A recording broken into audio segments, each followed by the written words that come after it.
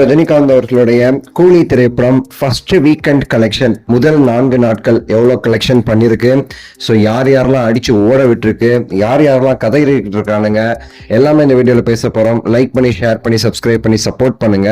Video கடைசி வரை பாருங்க. சூப்பர் ஸ்டார் அவர்களுடைய கூலி திரைப்படம் ஆகஸ்ட் 14ஆம் தேதி ரிலீஸ் ஆகி மிகப்பெரிய பல சாதனைகளை வசூல்ல செஞ்சுக்கிட்டு இருக்குன்னு சொல்லணும். ஸோ 4 நாட்கள் இப்போ கம்ப்ளீட் ஆயிருக்கு. வியாழன், வெள்ளி, சனி, ஞாயிறு. இந்த 4 நாட்கள்ல எவ்வளவு கலெக்ஷன் பண்ணிருக்கு, என்னென்ன சாதனை எல்லாம் செஞ்சிருக்குங்கிறத நம்ம பேச போறோம். ஆல்ரெடி நான் சொல்லியிருந்தேன் 3 நாட்கள் கலெக்ஷன், டே 1, டே 2, டே 3. இந்த 3 நாட்கள்லயே பாத்தீங்கன்னா படம்ங்கிறது 400 கோடி ஆல்ரெடி கலெக்ஷன் அப்படிங்கிறது பண்ணிடுச்சு.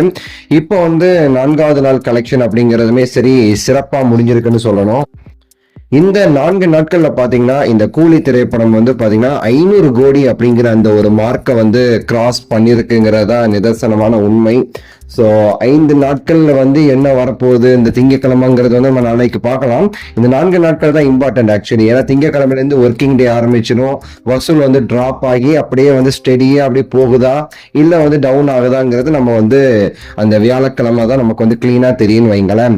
இந்த 4 நாட்கள்ல நேற்று இந்த ஞாயிற்றுக்கிழமை பாத்தீங்கன்னா சாட்டர்டே விட நல்ல ஒரு புக்கிங் நடந்திருக்கு. கிட்டத்தட்ட பாத்தீங்கன்னா 95 கோடி கலெக்ஷன் பண்ணிருக்குன்னு சொல்றாங்க. சோ இதை வச்சு பார்க்கும்போது 510 கோடி கிட்ட கலெக்ஷன் வந்திருக்கு அப்படின்னு சொல்லியுமே சரி சொல்லப்படுது.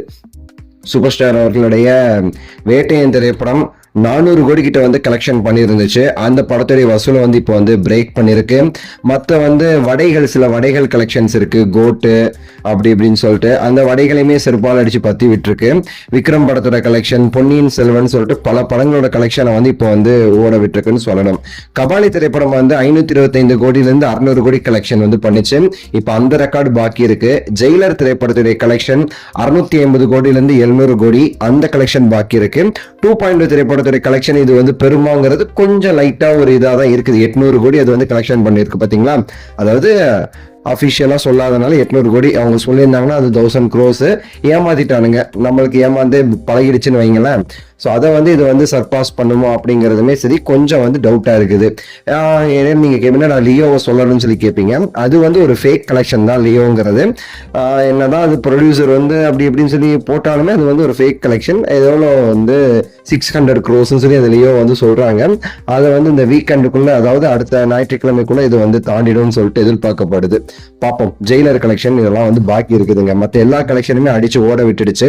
நீங்க பாக்குற இந்த டைம்ல அபிஷியலா சன் பிக்சர்ஸ் போஸ்ட் போட்டாங்க அப்படின்னா நான் இந்த டைம்ல இந்த போட்டோ வரும், சரிங்களா? அப்ப அது பாத்துக்கங்க. இல்லைன்னா அவங்க போடலன்னு அர்த்தம். எனக்கு அவங்க மேலதான் பயமா இருக்கு. உண்மையான கலெக்ஷனை போடுவாங்களா இல்ல ஆல்ரெடி இந்த ட்ராக்கர்ஸ் கம்மி பண்ணிட்டே இருக்கானுங்க கலெக்ஷனை. அவனுங்க இப்பதான் 350 400 கோடின்னு சொல்லிட்டு இருக்கானுங்க. அவங்களுக்கு ஏத்த மாதிரி போடுவாங்களாங்கிறது கொஞ்சம் எனக்கு பயமா தான் இருக்குது. என்ன பண்ண போறாங்கன்னு தெரியல, பொறுத்திருந்து பார்ப்போம். உங்க கருத்து சொல்லுங்க, லைக் பண்ணுங்க, ஷேர் பண்ணுங்க, சப்ஸ்கிரைப் பண்ணுங்க. அடுத்த வீடியோவில் சந்திக்கின்றேன். நன்றி, வணக்கம், மகிழ்ச்சி.